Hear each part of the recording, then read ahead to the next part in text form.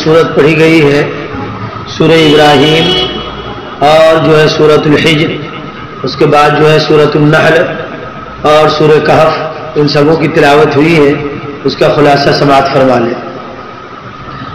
अभी जो हम खुलासा कर रहे हैं, बयान कर रहे हैं, यह जो है सूरह इब्राहीम का खुलासा है। यह मक्की सूरत है जिसकी आयतें 52 हैं। हज़रत इब्राहीम अलैहिस्सलाम को अंबिया के दरमियान एक इम्तियाजी शान हासिल थी और उन्होंने अल्लाह की रज़ा व खुशनुदी के लिए हर जहत से कुर्बानी पेश की थी। चुनांचे हज़रत इब्राहीम अलैहिस्सलाम के हालात व वाक़यात और उनके सब्र व इस्तिक़ामत की दास्तानें कुरान की मुख्तलिफ सूरतों में जिक्र की गई हैं। इस सूरत में भी हयात इब्राहीमी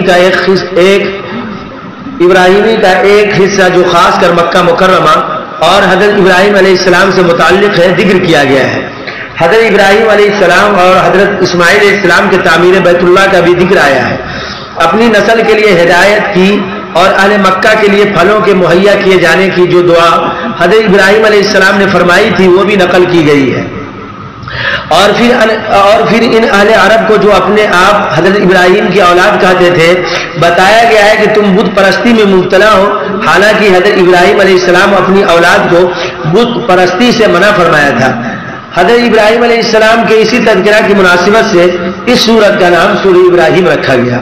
दूसरी मक्की सूरतों की तरह इसमें भी आम तौर पर तौहीद, रिसालत, आखिरत का बयान है। नीज़ मुसलमानों की तसल्ली के लिए हज़रत नूह अलैहिस्सलाम के आद व समूद के और हज़रत मूसा अलैहिस्सलाम और उनकी कौम के वाक़यात जिक्र किए गए हैं। और एक अहम बात यह जिक्र की गई है कि अल्लाह ने हर कौम में इसी ज़बान के बोलने वाले नबी को मबूस फरमाया गया है ताकि लोगों के लिए उसकी दावत को समझना आसान हो। उसके बाद जो है सूरह हिज्र की तिलावत हुई है। हिज्र मदीना और शाम के दरमियान एक वादी का नाम था जिसमें कौम समूद आबाद थी। इस सूरत में चूंकि इस वाक़े का भी जिक्र आया है इसीलिए इसको सूरह हिज्र का नाम दिया गया है। इस सूरत में अल्लाह ताला के वजूद और अल्लाह ताला की तौहीद पर कायनात की निशानियों से इस्तिदलाल किया गया है। क़यामत और क़यामत के बाद अहवाल जिक्र किए गए हैं। हज़रत आदम अलैहिस्सलाम और इब्लीस के वाक़या के अलावा कौम लूत, कौम शुएब और कौम समूद के अफ़कार व अक़ायद और बिल आखिर इन पर अल्लाह ताला के आज़ाब का जिक्र फरमाया गया है। नीज़ रसूलुल्लाह सल्लल्लाहु अलैहि वसल्लम को तसल्ली दी गई है कि अहले मक्का की सरकशी यानी बदमाशी से घबराए नहीं। इस तरह के वाक़यात गुज़िश्ता अंबिया को भी पेश आते रहे हैं। उसके बाद जो है सूरह नहल की तिलावत हुई है। ये पूरी की पूरी सूरत रसूलुल्लाह सल्लल्लाहु अलैहि वसल्लम पर मक्का मुकर्रमा में नाजिल हुई।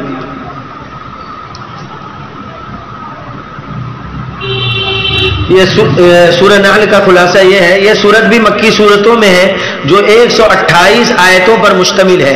इस सूरत की आयत नंबर 68, 69 में नहल यानी शहद मक्खी का जिक्र है। नहल के माने शहद मक्खी का जिक्र है जो अपनी देहानत और सलीका मंदी की वजह से एक अजूबा मखलूक और अल्लाह ताला की कुदरत का बेहतरीन मदर है, इसलिए इसका नाम नहल है। चूंकि इस सूरत में अल्लाह ताला की बहुत सी नेमतों का जिक्र आया है इसीलिए इसको नियाम का नाम भी दिया गया है। इस सूरत में भी इस्लाम के बुनियादी अकायद पर रोशनी डाली गई है। अल्लाह ताला की वहदानियत की दलील के तौर पर कायनात में फैली हुई अल्लाह ताला की निशानियों का जिक्र किया गया है। जानवरों में हलाल और हराम की रहनुमाई की गई है।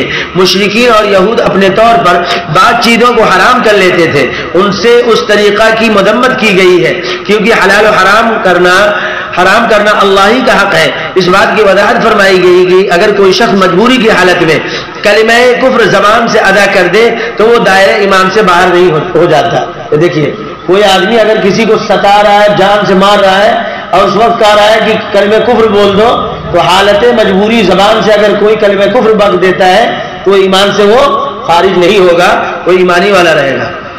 इफ़ाए अहद यानी वादा पूरा करने का हुक्म फरमाया गया है। और इस सूरत में कुरान मजीद की आयत भी आई है जिसमें अदल व एहसान और कराबतदारों यानी रिश्तेदारों के साथ हुस्न सलूक का हुक्म दिया गया है। फहशा, बेहयाई, मुनकर, बुरी और बग़ी, जुल्म व ज़ियादती से मना फरमाया गया है जिसको मुफस्सिरीन ने कुरान मजीद की सबसे जामे आयत करार दी है। कितने मुफस्सिरीन ने तो कहा कि इन्नल्लाह यअमुरु बिल अदल वल इहसान व इताई दिल कुर्बा व यनहा अनिल फहशाई वल मुनकर वल बग़ी यइज़ुकुम लअल्लकुम तज़क्करून। अगर इसी को आयत उतर जाती और लोग समझ जाते काफी था।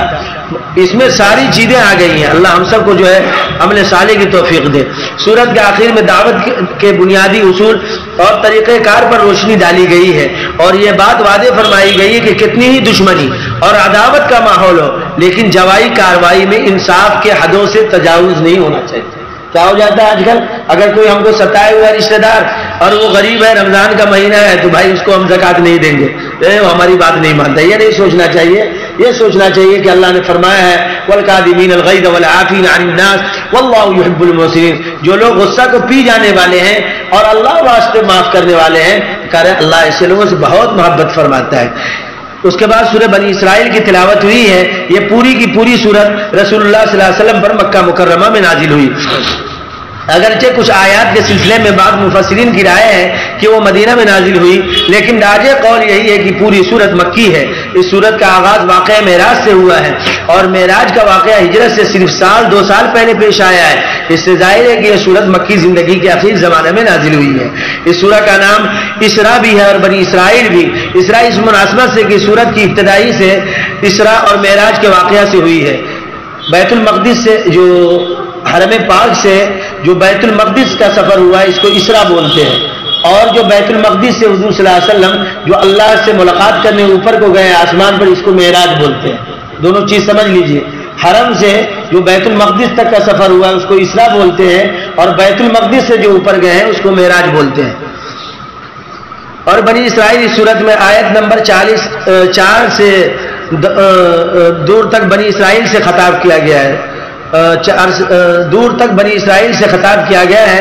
اس صورت کی فضیلت کا اندازہ اس سے کیا جا سکتا ہے کہ حضرت عائشہ صدیقہ رضی اللہ عنہ سے روایت ہے کہ رسول اللہ صلی اللہ علیہ وسلم روزانہ رات میں سورہ بنی اسرائیل اور سورہ زمر کی تلاوت فرمایا کرتے تھے۔ اس صورت میں رسول اللہ صلی اللہ علیہ وسلم کی زندگی پیش آنے والے واقعہ معراج کے پہلے مرحلے کا ذکر ہے، جو مکہ سے شروع ہو کر مسجد اقصی پر ختم ہوتا ہے۔ دیکھ لیجئے بیت المقدس میں کیا حالات ہے، موقع ہو تو ان کے لیے تعاون کرنا چاہیے اور پیسہ جمع کر کے وہاں بھیجنا چاہیے۔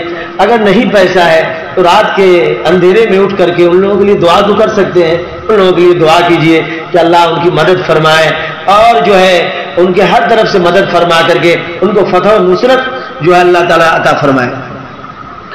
جس کو یہ واقعہ صرف اس جگہ ذکر کیا گیا ہے۔ عام طور پر مکی صورتوں میں شروع ہو کر مسجد اقصی پر ختم ہوتا ہے، جس کو اسراء کہا جاتا ہے۔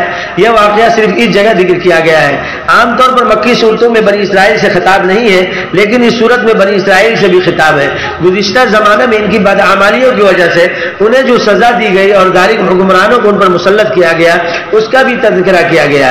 یہ گویا اس بات کا اشارہ تھا کہ عن قریب آپ مکہ سے ایک ایسی زرزمین کی طرف ہجرت کریں گے جہاں اہل کتاب بھی آپ کے مخاطب ہوں گے۔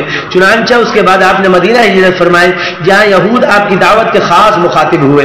ایک نئے معاشرہ کی تعمیر اور عدل و انصاف پر مبنی مملکت کی تشکیل کے لیے جن ہدایت کی ضرورت تھی، اس صورت کے دوسرے اور تیسرے رکوع میں اس کو تفصیل سے بیان کیا گیا۔ دیکھیے ابھی جو پڑھا گیا ہے، والدین کے ساتھ احسان و سلوک کرو، اب بھی مت کرو، اور اس وقت کو یاد کرو جب تم چھوٹے بچے تھے، پخانہ پیشاب کرتے تھے، تم کو ناپاکی وہ دیکھنا پسند نہیں کرتے تھے، وہ بھی جب بوڑھے ہوں اور معذور ہوں ان کے ساتھ بھی ویسے ہی برتاؤ کرو۔ والدین کا یہی سب سے بڑا انعام ہے کہ انہوں نے آپ کو اپنا نام دیا، نہیں تو آپ سوچئے آپ کو لوگ کیا کہتے ہیں۔ اب اسلام مغلوبیت سے غلبہ اور مسلمان عز و کمزوری سے طاقت و شوکت کے دور میں داخل ہونے والے ہیں۔ اس صورت میں حضرت موسیٰ اور فرعون کے واقعہ کا کچھ حصہ اور ابلیس کے حضرت آدم علیہ السلام کو سجدہ کرنے سے انکار اور انسان کے شرافت و کرامت سے نوازے جانے کا ذکر بھی آیا ہے۔ قرآن مجید کو تھوڑا تھوڑا نازل کرنے کی حکمت میں بھی روشنی ڈالی گئی ہے۔ 5 نمازوں کے فرض ہونے کی طرف اشارہ کیا گیا ہے، اور رسول اللہ صلی اللہ علیہ وسلم کے لیے خاص طور پر تہجد کے فرض کیے جانے کا ذکر فرمایا ہے۔ پڑھاؤ نا، واقعی الصلاۃ لدلوک الشمس، کہہ رہے تہجد کے فرض حضور صلی اللہ علیہ وسلم پہ، تو ہم لوگوں کو بھی تہجد پڑھنا چاہیے اور عادت بنانی چاہیے۔ نیز دوسری مکی صورتوں کی طرح اس صورت میں بھی توحید و رسالت اور آخرت کو مدلل طور پر بیان کیا گیا۔ اس کے بعد جو سورہ کہف کی تلاوت ہوئی ہے، سورہ کہف کا خلاصہ سن لیں۔ کہف کے معنی غار کے ہیں۔ اس صورت کی ابتدا میں ہی اصحاب کہف کا واقعہ ذکر کیا گیا ہے، اسی مناسبت سے اس کا نام سورہ کہف ہے۔ یہ ان 5 صورتوں فاتحہ، سورہ سورہ انعام، سورہ کہف، سورہ سبا، سورہ فاطر میں سے ایک ہے، جس کی ابتدا الحمد کے الفاظ سے ہوتی ہے۔ سورت کی فضیلت میں متعدد صحیح و معتبر روایات منقول ہیں۔ حضرت ابو الدرداء رضی اللہ عنہ سے روایت ہے کہ آپ صلی اللہ علیہ وسلم نے ارشاد فرمایا جو سورہ کہف کی ابتدائی 10 آیتیں زبانی یاد کرے گا وہ دجال سے محفوظ رہے گا. سورہ کہف کی ابتدائی 10 آیتیں جو زبانی یاد کر لے گا وہ دجال سے محفوظ رہے گا. یہ مسلم شریف میں ہے.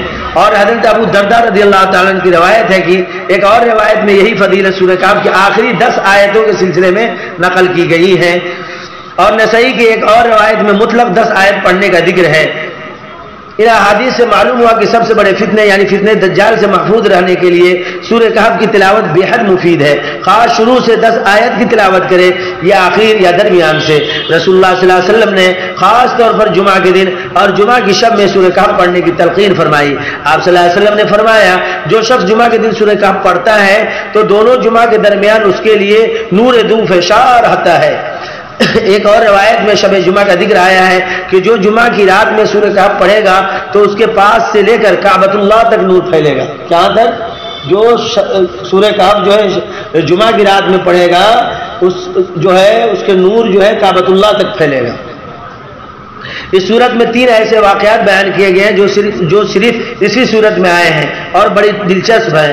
ایک اصحاب کہف کا قصہ جو آیت نمبر 9 تا 26 میں ہے. دوسرے حضرت موسیٰ اور حضرت خضر کا سفر نامہ جو آیت نمبر 60 تا 78 میں بہت مضحکہ خیز واقعہ سب ہے، یعنی بہت عبرت آمیز واقعہ سب ہے. اس کو پڑھیں گے تو انشاءاللہ ایمان میں تازگی آئے گی. یہ تو یہاں بتلا دیا گیا ہے تو اس کو پڑھیں. ذوالقرنین کا واقعہ جو آیت نمبر 83 تا 99 میں ہے. اس کے علاوہ 2 مثالیں بھی دی گئی ہے. ایک ایسے دوستوں کی جن میں سے ایک مالدار لیکن ایمان سے محروم تھا اور اسے اپنی دولت اور اپنی حاشیہ برداروں کی کثرت پر ناز تھا. یہ مضمون آیت نمبر 32 تا 44 میں آیا ہے. دوسرے دنیاوی زندگی کی بے ثباتی کی مثال.